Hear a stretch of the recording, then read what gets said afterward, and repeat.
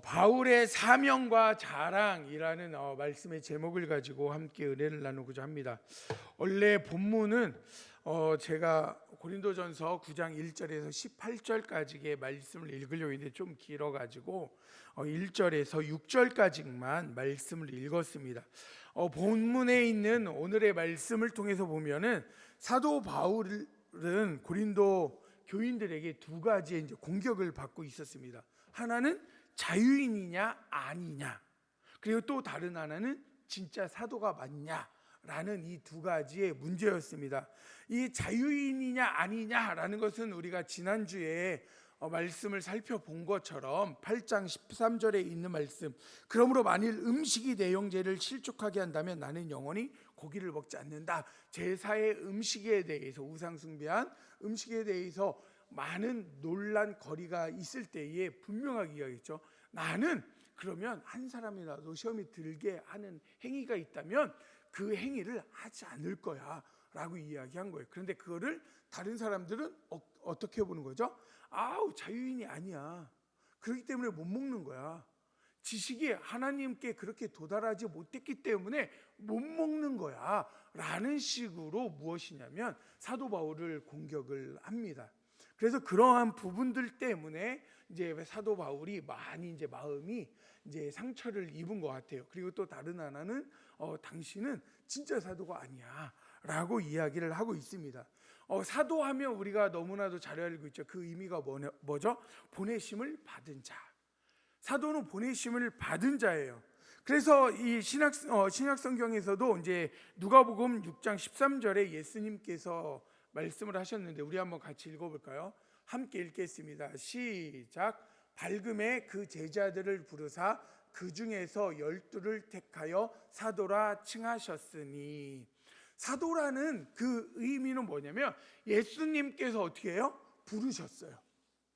그리고 예수님께서 그들에게 사명을 주셔서 무엇을 했냐면 보내십니다. 복음을 들고 세상에 나가서 복음을 전하고 하나님에 대해서 많은 이들에게 알려줘라 라고 이야기를 하는 것. 그래서 뭐냐면 사도는 예수님을 따르는 삶을 함께 나누고 예수님께 배움을 받고 보내심을 받은 자가 뭐냐면 사도예요. 이러한 관점에서 보면 사도 바울은 사도가 아니죠. 조건이 맞지가 않습니다. 그래서 뭐냐면 사도라는 것에 대해서 공격을 받는 거예요.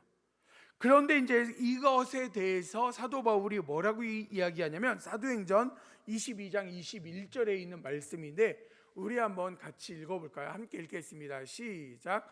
나더러 또 이르시되 떠나가라, 내가 너를 멀리 이방인에게로 보내리라 하셨느니라. 아멘.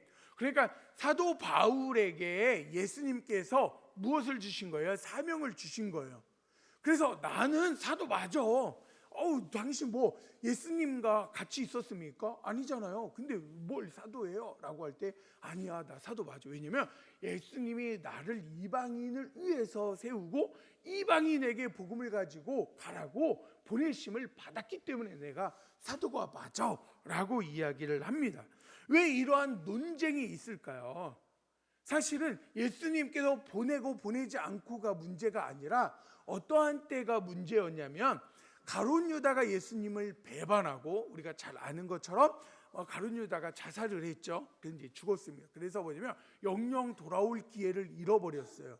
그러다 보니까 11명밖에 없는 그러한 상황에서 12명의 정확하게 사도를 채우기 위해서 제비뽑기를 하는데, 제비뽑기를 하기 전에 조건이 있었죠. 사도의 자격의 조건이 있었습니다. 그게 뭐였냐면 그 조건이 첫 번째로 예수님의 공생의 기간 3년 동안 예수님과 함께 동거동락을 한 사람이어야 돼요. 그러니까 다른 말로 뭐냐면 예수님께서 세례 요한에게 세례를 받은 때부터, 그리고 예수님이 십자가에 달려 죽으시고 또 부활하셔서 그 예수님께서 하늘로 올라가시는 승처까지 본 사람. 왜냐하면 부활을 증거해야 되기 때문에 부활을 보지 못한 사람은 사도가 될 수 있을까요? 없을까요? 없어요. 그래서 뭐냐면 이 공생의 기간 동안 함께한 사람을 이제 뽑는 거예요. 그러니까 예수님과 함께하고 예수님께 배우고 예수님에 대해 알고 예수님의 부활을 경험한 자를 통해서 그들을 뽑아서 그들 중에서 제비뽑기를 하는데, 왜 제비뽑기를 냈을까요? 누군가가 우리가 투표로 해서 정하면 이거는 우리가 누군가의 사람의 시선으로 선택할 수 있기 때문에 하나님께 전적인 것을 맡기고 하나님께서 세우신다라는 의미로 제비뽑기를 한 거예요. 그래서 이렇게 뽑아가지고 마띠아가 됐죠. 그래서 12제자가 되었습니다. 그런데 우리가 잘 생각하셔야 될 게 뭐냐면, 제자 12명이라고 해서 꼭 12사람만 선택한 것이 아니에요. 우리가 성경에서 보면 12는 뭐냐면 대표예요, 대표. 그러니까 12사람을 선택하시고 부르신 이유는 무엇이냐면, 이 대표자라고 생각을 하면 어떻게 되냐면 우리 성도님들도 다 뭐예요? 예수님께서 선택하고 부르신 거예요. 그러니까 12지파라고 해서 이스라엘 백성의 12지파만을 이야기하는 것이 아니라 모든 하나님의 선택된 백성을 의미하는 겁니다. 그러니까 우리는 자꾸 뭐냐면 숫자에 너무 집착하다 보니까 12명만 사도, 그리고 12명 외에는 절대 안 돼, 이러한 생각에 사로잡히니까 이 사람들이 어떻게 해요?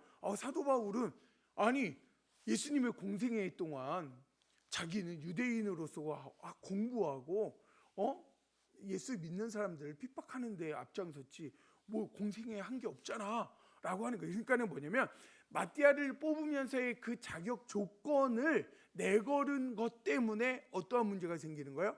사도 바울, 너는 그 조건에 합당하지가 않아. 예수님의 그 부활을 받니? 예수님께 보내심을 받았니? 예수님과 함께 공부를 하며 배웠니? 이렇게 이야기를 하다 보니까 뭐예요?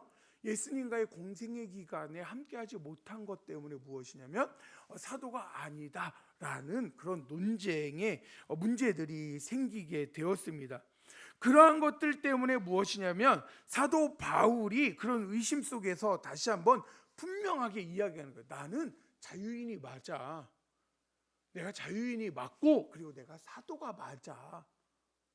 그리고 그거를 다른 사람들은 그거에 대해서 조금 의심할 수도 있고 믿지 않을 수도 있는데, 고린도 교회 당신들은 내가 살아온 거 알잖아. 그러면서 어떻게 그렇게 생각하고 공격할 수 있냐라고 이야기를 하는 것이 오늘에 있는 본문에 있는 말씀입니다. 그래서 우리가 이것을 통해서 알아야 될 게 무엇이냐면, 자신의 정체성이 무엇인지 정확히 알아야 돼요. 여러분들의 삶의 정체성이 무엇입니까? 사도 바울은 죽어도 자기는 사도래요. 죽어도 사도라고 이야기해요. 왜냐하면 공생의 기간에 없었는데도 왜 그러면 사도 바울은 죽어도 자기는 사도라고 우길까요? 좀 우기는 것 같긴 한데 왜 우길까요? 왜냐하면 자신이 복음을 전하는 그것이 내가 원해서 하는 것이 아니라 하나님의 뜻을 받들어서 예수 그리스도께서 보내신 그 사명을 가지고 복음을 전하잖아요. 근데 내가 사도가 아니면 그 내가 전한 복음의 가치가 훼손될까 봐. 그러니까 이거는 사도 바울은 절대로 양보할 수 없는 일이에요. 사도 바울이 항상 우리가 읽은 말씀 속에서도 무엇이죠? 내가 좀 손해보더라도 사랑으로 품고 양보하고 그냥 그게 뭐라고 대수라고 목숨 걸고 싸워 라고 이야기를 했는데, 다른 것은 다 양보하는데 사도 바울이 무엇에 대해서는 절대로 양보를 하지 않습니까? 말씀에 대해서, 복음에 대해서. 그래서 뭐냐면 복음이 훼손되는 것을 걱정해서 무엇을 하냐면 사도에 대한 부분을 절대로 양보할 수 없는 거예요. 그래서 우리가 이것을 통해서 기억할 것이 무엇이냐면, 우리는 누구의 사람으로 살아가고 있느냐예요. 우리의 정체성이 분명히 알고 살아가야 한다는 것입니다. 그래서 이러한 부분들을 이야기하는 것이 무엇이냐면, 오늘 본문에 있는 1절에 있는 말씀을 한번 읽어볼까요? 오늘 9장 1절에 있는 말씀을 우리 다시 한번 함께 읽겠습니다. 시작. 내가 자유인이 아니냐? 주 안에서 행한 나의 일이 너희가 아니냐. 아멘. 사도 바울이 여기에서 보면 내가 자유인이 아니냐, 내가 사도가 아니냐, 내가 예수님을 못 만났냐. 예수님을 만났죠. 어디에서 만났죠? 다메섹 도상에서. 누구를, 어떠한 예수님을 만났습니까? 부활의 주님을 만난 거예요. 그러니까 사도 바울은 어떻게 했습니까? 예수님의 부활의 주님을 만났고, 예수님께서 어떻게 하셨어요? 야, 너는 이방인 사도로 내가 불렀어. 그래서 너는 떠나가라. 이방인들에게 복음을 전해라. 사명을 받았다. 나는 그래서 보내심을 받은 자라서 나는 사도야 라고 주장하고 이야기를 합니다. 그리고 또한 이러한 말씀에서 2절에 있는 말씀을 보면 제가 읽어드릴게요. 다른 사람에게는 내가 사도가 아닐지라도 너희에게는 사도니 나의 사도됨을 주 안에서 인친 것이 너희다. 왜 그렇습니까? 고린도 교회가 이방인 교회잖아요. 이방인의 부르게 보내심을 받아서 그곳에서 복음을 전하면서 그곳에 씨를 뿌렸더니 열매를 맺은 것이 누구예요? 고린도 교회 성도들이에요. 야, 너네들이 열매잖아. 그래서 다른 사람은 부정해도 너희들은 부정하면 안 돼 라고 이야기를 하는 것입니다. 그리고 이것을 고린도후서 12장 12절에 말씀하고 있습니다. 우리 한번 같이 읽어볼까요? 함께 읽겠습니다. 시작. 사도의 표가 된 것은 내가 너희 가운데에서 모든 참음과 표적과 기사와 능력을 행한 것이라. 아멘. 모든 참음과 표적과 기사와 능력이 이게 뭐냐면 하나님의 일을 보여주는 거예요. 하나님의 능력을 행하고 하나님의 일들을 이 삶 속에, 교회 속에서 증거되어진 것을 설명하는 것입니다. 그러니까는 무엇입니까? 나무는 그 열매를 통해서 알게 되는 것처럼 너희들의 열매를 통해서 내가 사도임이 확증되었다라는 거예요. 그러니까 다른 사람은 부정해도 너희들은 부정하면 안 된다라는 겁니다. 자신의 사명과 자신의 부르심을 알았던 바울을 통해서 드러난 성령의 역사와 교회의 성장은 그가 하나님의 사람이며 예수께서 보내신 사도라는 것을 잘 드러내고 있다. 그래서 내 정체는 사도이고 너희들은 그 열매다. 그 귀한 열매임을 고백하고 있습니다. 그러면서 이야기하는 것이 무엇이냐면, 그렇기 때문에 내가 왜 자유인이고 내가 사도이지만 그렇다면 다른 사도들처럼 그렇게 살지 않았냐라고 하는 것에 대한 설명을 합니다. 그게 뭐냐면 내 권리를 알고 있지만 내가 스스로 절제하고 그것을 제한하면서 살았다라고 설명하는 것이 4절에서부터 설명하는 것입니다. 이제 4절에 있는 말씀을 우리 한번 같이 읽어볼까요? 4절 함께 읽겠습니다. 시작. 우리가 먹고 마실 권리가 없겠느냐. 이 말은 교회의 영적인 양식을 제공하고 교회는 사도에게 육적인 양식을 제공해야 한다라는 거예요. 육적인 양식이 뭐냐면 그냥 생활의 전반적인 부분들을 책임져주고 생활할 수 있도록 도와주는 것. 그런데 뭐냐면 다른 사람들은 다 사도들이 가서 말씀을 전할 때에 이제 생활비를 받았어요. 생활비도 받고 먹고 생활하는 모든 것들을 교회에서 지원을 해줬는데 사도 바울은, 그리고 또 오늘 나오는 바나바는 그것에 대해서 하지 않았어요. 우리가 잘 아는 것처럼 이제 텐트를 만드는 일들을 했죠. 그래서 그 일들을 통해서 노동을 통해 돈을 벌고 교회에서는 조금도 자신이 그 물질을 받지 않았다라고 이야기해요. 근데 이제 물질을 진짜 받지는 않은 건 아니고 이제 다른 곳에서는 받았는데 고린도에서는 받지 않았다라는 거예요. 도와주고, 그리고 또 다른 곳에서 받은 것도 무엇이냐면 자신이 그냥 함부로 쓰는 것이 아니라 선교하는 일에 복음을 위해서 사용하는 곳에 사용하려고 하는 그런 삶이었기 때문에 무엇이냐면 사도 바울이 자기가 하는 것, 자기가 받는 것은 없었다라고 그렇게 이야기를 하는 것입니다. 그리고 5절에 보면 이렇게 이야기하죠. 5절도 한번 읽어볼까요? 읽겠습니다. 시작. 우리가 다른 사도들과 주의 형제들과 게바와 같이 믿음에 자매된 아내를 데리고 다닐 권리가 없겠느냐. 그러니까는 무엇이냐면, 야, 너 결혼도 안 했잖아.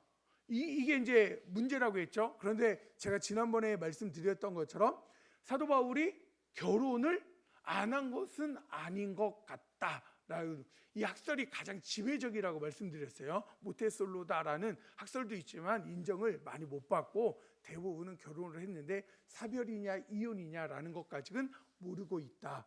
그렇지만은 결혼을 했을 것이다. 왜냐하면 사내들인 공회원은 결혼을 한 가장이어만 가능하기 때문에. 그래서 이제 투표한다라는 그 투표권이 이제 사도행전에 나오는 것을 통해서 사내들인 공회원이었고 그는 결혼한 사람이 거의 확실하지만 성경에 결혼했다가 사별했거나 아니면 이혼당했다라는 이야기가 없어서 그냥 그렇게 추측하지만 거의 그런 부분들에서 많이 인정을 받고 있다라고 말씀을 드렸죠. 그런데 뭐예요? 사별했거나 이혼했으면 이제 다시 재혼을 하고 해야 되는데 하지 않아요. 그러니까 뭐예요? 아니 사역자는 결혼해야지. 저희 목사들도 그렇죠. 결혼을 해야만 목사 안수를 옛날엔 줬고 지금은 결혼 안 해도 주기는 합니다. 그런데 뭐냐면 각서나 아니면 꼭 이제 말로 이제 말씀을 합니다. 저 꼭 결혼할 마음이 있습니다라고 하면 목사 안수를 줘요. 그래서 이제 그렇게 주는 것처럼 아내가 있어야 사역할 때의 폭이 조금 더 넓어지고 안정적이다라는 것을 이야기하는 거예요. 그러면서 아니 당신 결혼도 안 하고 사례비도 교회에서 받지도 않고 그러면서 막 그렇게 다니면서 무슨 사도냐 이렇게 이제 이야기를 하는 거예요. 그러면서 그 부분에 대해 이야기합니다. 자매인, 그래서 믿음의 자매인 아내를 데리고 다닐 권리가 없겠냐, 개바처럼 나도 다닐 수 있다라고 이야기해요. 그 이유가 무엇일까요? 그래서 고린도 교회의 개바파가 그런 부분들을 공격을 한 것 같아요. 야, 결혼도 하지도 않고 그러면서 이러한 부분들 때문에 나도 개바처럼 할 수 있어. 그러나 내가 절제하는 이유는 더 내가 복음에 집중하기 위해서, 더 주신 사명을 감당하기 위해서 내가 결혼을 안 하는 것이지 내 선택인 것이지 내가 능력이 없어서거나 어떤 문제가 있어서 결혼을 못하는 건 아니다. 이러한 의미로 이야기를 합니다. 그러면서 6절에도 이야기하죠. 6절에 있는 말씀을 우리 한번 읽어볼까? 함께 읽겠습니다. 시작. 어찌 나와 바나바만 일하지 아니할 권리가 없겠느냐. 사도가 일하지 않고 쉰다는 의미가 아니라 바울이 교회에서 정당한 공개를 받을 권리를 갖고 있고 다른 일을 하지 않고 복음에 힘쓸 수 있지만, 그럼에도 불구하고 자신이 받지 않는 이유는 무엇입니까? 복음을 위해서다. 그러면서 이제 설명을 하는 게 이제 7절부터 14절에 있는 세 가지의 예입니다. 하나는 뭐냐면 사람의 예예요. 왜냐하면 군인이 자신의 비용으로 군 복무를 하지 않는다라는 거. 야, 군인이 가는데 내가 내 돈을 가지고 가서 생활을 하면서 나라를 위해 목숨을 바치냐? 아니다. 우리나라도 군인으로 갈 때 돈을 들고 가진 않아요. 돈은 많이 안 주지만 그래도 먹여주고 재워주고 입히는 거는 다 나라에서 해줘야 되는 거예요. 그거를 하지 않으면 뭐예요? 군대가 아니에요. 군대가 아니죠. 그렇기 때문에 사람의 군인은 그렇게 하는 것이다. 그러니까 뭐냐면 복음을 전하는 사도에게는 교회에서 그리고 책임을 져주고 함께 합력하여서 교회의 일들을 위해서 힘써야 된다는 것을 이야기를 합니다. 그렇지만 이것 때문에 뭐냐면 목회자가 너무 당연하게 풍족한 생활비를 요구하는 것도 사실은 문제예요. 사도 바울처럼 어떻게 해요? 받지 않고 이중직으로 밖에서 일하고 와서 복음을 전할 수도 있고, 또 그렇지 않을 수도 있지만 그건 상황과 여건에 따라서 하나님께서 임하시는 은혜 안에서 이루어지는 것이지 그것을 어떻다 저렇다 이렇게 이제 정하는 것은 아니다라는 것을 우리는 기억해야 합니다. 그리고 또 두 번째로는 뭐냐면 율법의 증거를 이야기합니다. 신명기 25장 4절에 있는 말씀인데 우리 한번 같이 읽어볼까요? 함께 읽겠습니다. 시작. 곡식 떠는 소에게 아멘. 제가 밑에 이렇게 이제 이제 노란 글로 이제 써놨죠. 가축도 율법에 의해서 노동에 대한 대가를 보장받는데 하물며 더 소중한 사람에게 대가를 주어야 한다는 의미를 여기서 이야기해요. 그러니까 여기에서 소가 재가를 물리지 말라고 하는 것을 무엇이냐면 그것만 이야기한 것이 아니라 소도 짐승도 하나님께서 돌보시고 일한 대가를 받으라고 하는데 사람은 대가를 안 받으면 되냐? 당연히 받아야 된다라는 의미예요. 그런데 왜 이 이야기가 나왔을까요? 애굽에서는 소나 나귀들을 가지고 곡식을 이제 이렇게 이제 추수하고 또 이제 할 때에 사용을 합니다. 근데 이때 다 이렇게 먹으니까 어떻게 해요? 다 입에다가 망을 씌우는 거예요. 못 먹게. 그런데 그것을 애굽에서 그렇게 보고 배운 이스라엘 백성들이 어떻게 해요? 그러면서 그 정착해서 살 거니까 그들에게 이야기한 거예요. 일한 소들은 이걸 물리지 마라. 그래서 곡식을 추수하는 일에 힘쓰고 또 터는 일에 쓰는 애들은 그 돌리면서 그것을 음식을 먹을 수 있게 놔두라는 거예요. 그러니까 하나님께서는 동물들의 그러한 권리까지도 설명을 하시지만 그만큼 무엇입니까? 공중에 나는 새를 돌보시는 하나님께서 더 귀한 너희들을 돌보지 않겠느냐. 그러니까 소도 그렇게 먹게 하는데 너희들의 대가는 충분하게 먹어야 된다라는 거예요. 그리고 이러한 이유 때문에 무엇이냐면 노동자들이 무엇을 하냐면 밭에서 일할 때 먹는 것에 대해서 그래서 어느 정도는 허용을 합니다. 그래서 포도나 양치기 이게 오늘 이제 본문에 있는데 양을 치고 젖을 짜고 이런 것들에서도 먹을 수 있다라는 거예요.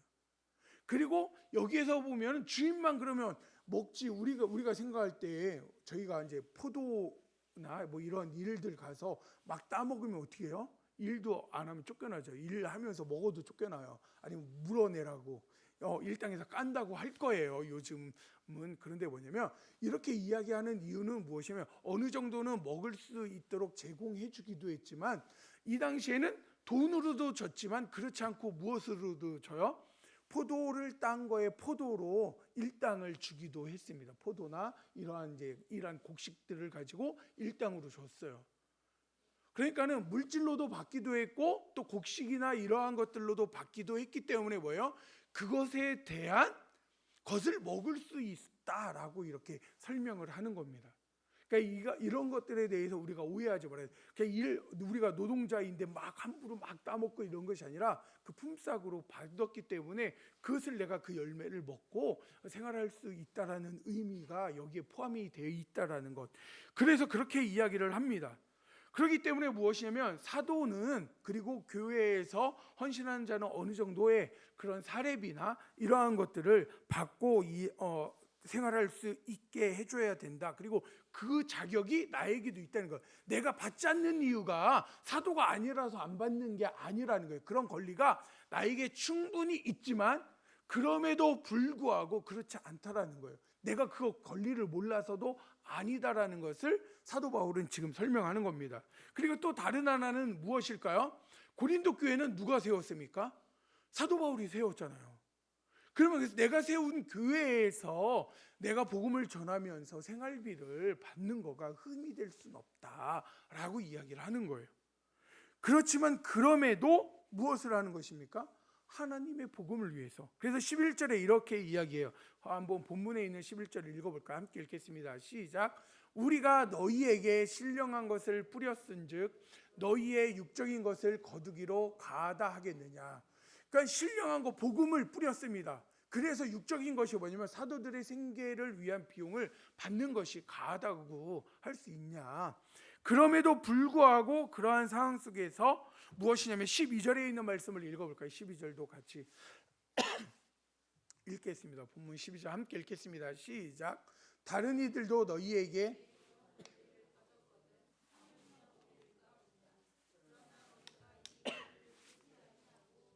범사에 참는 것은 그리스도의 복음에 아무 장애가 없게 하려 함이로다. 이 12절이 이제 결론적으로 이야기하는 거죠. 내가 사례비를 받지 않은 것, 내가 요구하지 않은 것, 이거는 뭐예요? 그리스도의 복음에 아무런 걸림돌이 되지 않게 하기 위해서 내가 요구하지 않았다라고 설명을 합니다. 이것을 다른 것으로는 범사에 참는 것이라고 하는데 이게 뭐예요? 인내하는 것. 그래서 이것을 우리가 기억해야 될 게 무엇이냐면 성전에 일하는 제사장들도 성전에서 나는 것을 먹고 나눈다라는 거예요. 화제 혹은 거제로 드려지는 제물은 제사장의 목이 되어집니다. 그래서 예수님께서도 제자들에게 무엇을 했냐면 마태복음 10장 10절에 있는 말씀인데 우리 한번 같이 읽어볼까요? 마태복음 10장 10절 함께 읽겠습니다. 시작. 여행을 위하여 배낭이나 두벌 옷이나 신이나 지팡이를 가지지 말라. 이는 일꾼이 자기의 먹을 것 받는 것이 마땅함이라. 아멘. 예수님께서 복음을 전하러 갈 때 뭐예요? 옷 두 벌이나 이런 걸 갖지 말라는 거예요. 왜냐하면 하나님께서 먹이신다라는 그 믿음이 있기 때문에 그 믿음을 가지고 가라는 거예요. 그리고 또 다른 하나는 무엇입니까? 그 일꾼을 누가요? 하나님이 먹이시고 또 그곳에서 그것을 다 준비하게 하셨다라는 거예요. 이러한 것을 통해서 우리가 기억할 것은 무엇이냐면 사도 바울이 받을 수 있음에도 불구하고 복음 때문에 참고 인내하면서 그것을 받지 않고 자신을 희생하며 살아갔다라는 겁니다. 그래서 이 본문을 통해서 우리가 알 수 있는 것은 무엇이죠? 사도 바울이 오직 그 삶에 복음을 위해서 또 둘째도 복음을 위해서 산 진정한 사도임을 깨닫게 되어집니다. 빌립보서 3장 8절에서 9절에 있는 말씀인데 우리 한번 같이 읽어볼까요? 함께 읽겠습니다. 시작. 또한 모든 것을 해로 여김은 내 주 그리스도 예수를 아는 지식이 가장 고상하기 때문이라.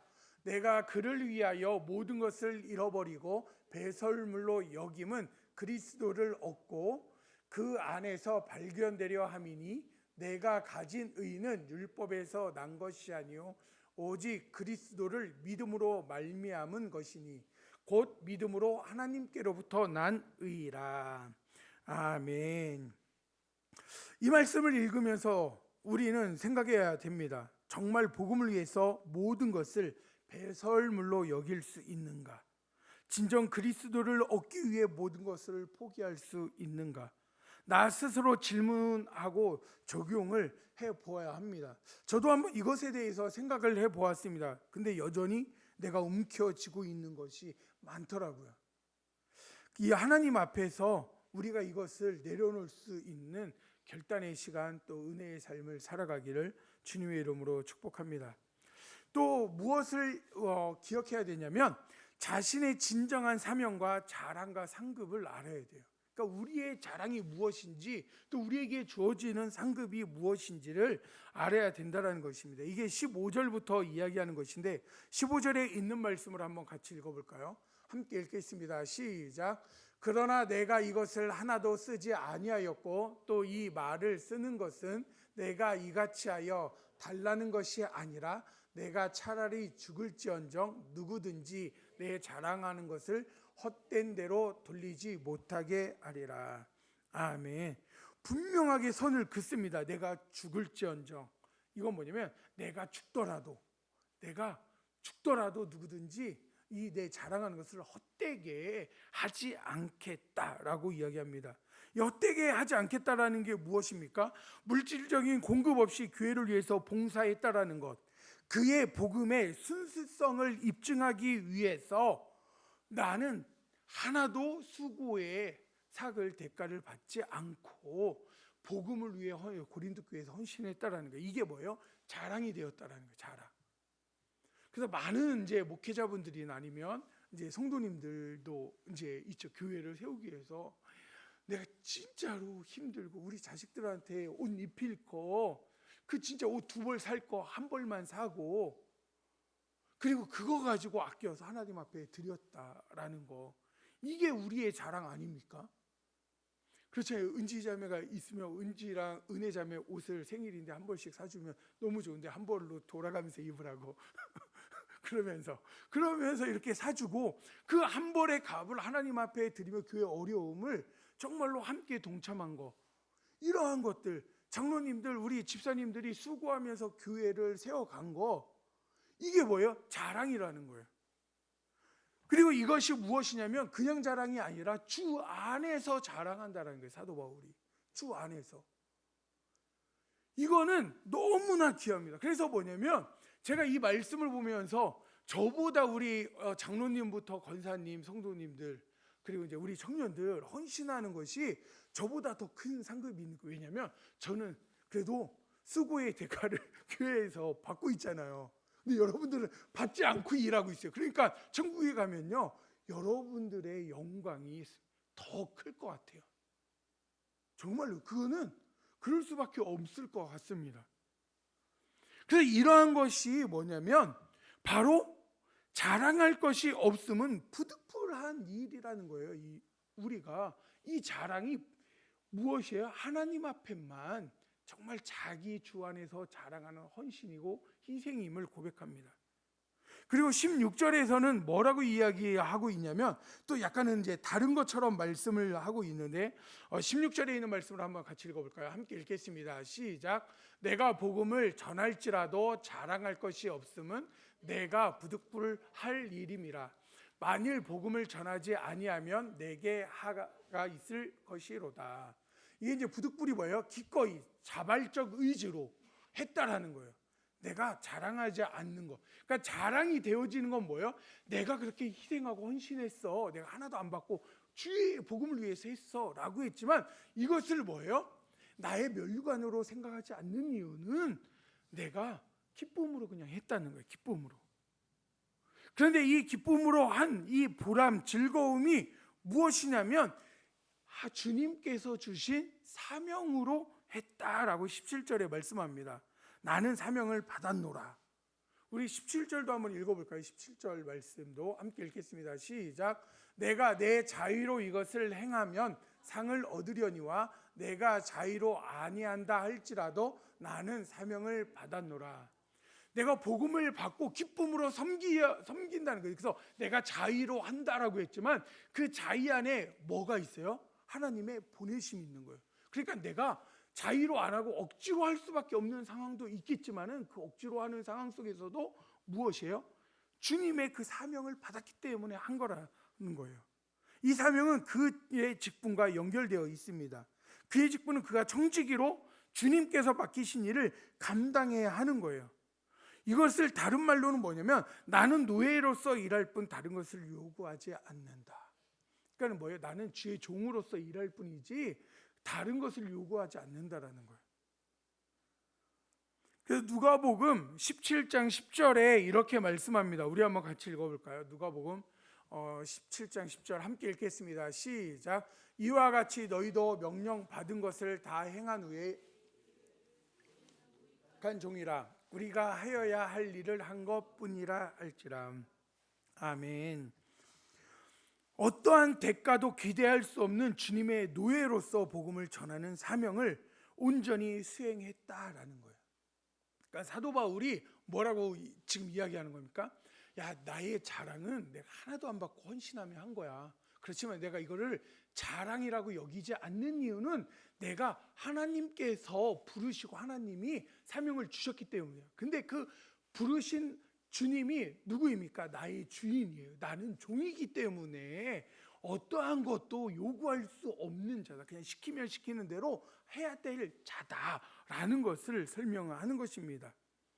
그러면서 18절에 이렇게 이야기하죠. 18절에 있는 말씀을 우리 한번 같이 읽어볼까요? 18절 함께 읽겠습니다. 시작. 그런즉 내 상이 무엇이냐? 내가 복음을 전할 때에 값없이 전하고 복음으로 말미암아 내게 있는 권리를 다 쓰지 아니하는 이것이로다. 아멘. 요거를 이제 현대인의 성경은 아닌데 현대인의 성경하고 좀 여기저기 해석한 거랑 조금을 이제 했어요. 그랬더니 이제 이렇게 노란색의 말씀이 이 본문을 해석할 수 있습니다. 쉽게 한번 읽어볼까요? 함께 읽겠습니다. 시작. 누구에게도 부담을 주지 않고 내 권리를 조금도 주장함이 없이 복음을 전하는 데서 오는 특별한 기쁨, 이것이 바로 내가 받을 보수입니다. 그러니까 사도 바울은 물질적인 보상 없이 복음을 전하는 그 자체를, 그리고 그것이 주는 기쁨을 자신의 보상으로 생각했다라는 거예요. 그러니까 뭐예요? 내가 고린도 교회에서 삭을 받지 않는 이유는 무엇이냐면 내가 복음을 전하면서 그 복음을 듣고 주님께로 돌아오는 백성들을 보면서 내가 그 자체로 기뻐한 것이 나에게 삭이 됐고 나의 보수가 됐고 나의 사례가 되었다는 거예요. 그래서 그거 외에는 내가 원하는 게 없다라는 거예요. 그러니 이것을 통해서 무엇입니까? 사도 바울이 내 보수가 무엇이냐? 너희들이 주는 그것이 아니라 하나님께서 한 영혼 돌아오는 그 기쁨을 맛보게 하는 것이 나의 보수야 라고 지금 고백을 하는 거예요. 그래서 나는 다른 사도들처럼 그렇게 권리를 가지고 물질적인 것들 그리고 좀 챙겨 대우받는 이러한 것들을 할 수도 있지만 내가 포기한 이유는 복음을 위해서, 그리고 그 안에서 하나님이 주시는 기쁨이 더 크기 때문에 내가 이것을 바라보지 않고도 달려갈 수 있었다. 그것을 설명을 하는 것입니다. 여러분들은 어떻습니까? 내 보수가 정말 무엇이냐라고 생각할 때 주의 일을 하면서 주님께서 주시는 그 기쁨을 누리며 살아가는 것입니까? 아니면 내 보수가 제가 너무 합니다 이렇게 칭찬하는 거나 누군가가 알아주는 거가 보수가 되고 있는 것은 아닙니까? 그래서 누군가가 몰라주면 서운하고 마음에 불편함이 생길 때가 있는 것은 아닌가요? 저도 그럴 때가 있어요. 그래가지고 자꾸 강대상에서 자랑하려고 하고 또 자꾸 표현하려고 하고 자꾸 이야기하려고 해요. 그래서 저는 하나님의 상이 자꾸 줄어드는 느낌이 들어요. 그러나 우리 성도님들은 이렇게 이야기할 때가 별로 없어서 그냥 마음으로 삼키면서 가시잖아요. 그렇기 때문에 뭐냐면 정말 큰 하나님의 큰 보수가 있지 않을까. 그렇기 때문에 마음에 조금 어려움이 있더라도 견디시고 주님이 주시는 그 기쁨으로 다시 일어서셔서 하나님의 큰 일들을 감당했으면 좋겠습니다. 오늘에 있는 이 말씀을 통해서 우리가 기억할 것은 무엇입니까? 우리에게 마음대로 살 권리가 왜 없겠습니까? 자유인이기 때문에 먹고 마시는 거 편하게 할 수도 있고 내 마음대로 즐길 수도 있지만, 그럼에도 불구하고 우리에게 영원한 생명을 주시기 위해서 자신의 모든 권리를 포기하고 이 땅에 오셔서 순종의 길을 걸어가신, 그리고 십자가의 길을 걸어가신 예수 그리스도를 생각한다면 우리의 이 자유를 내려놓고 철저히 종된 모습으로 순종하며 주를 위해 살아갈 수 있는 사명자가 될 수 있지 않을까요? 오늘에 있는 이 말씀을 통해서 주께서 십자가에서 자신의 생명을 포기하심으로 우리에게 영원한 생명을 주셨으며 우리의 구주가 되셨다면 이제 우리의 권리를 오직 예수 그리스도께 내어드리셔서 예수 그리스도의 명령대로 살아가는 무익한 종이 되심으로 그 놀라운 하나님의 귀한 사역에 동참할 수 있는 믿음의 자녀들이 되시기를 주님의 이름으로 축복합니다. 우리 함께 말씀을 붙들고 침묵으로 기도하도록 하겠습니다.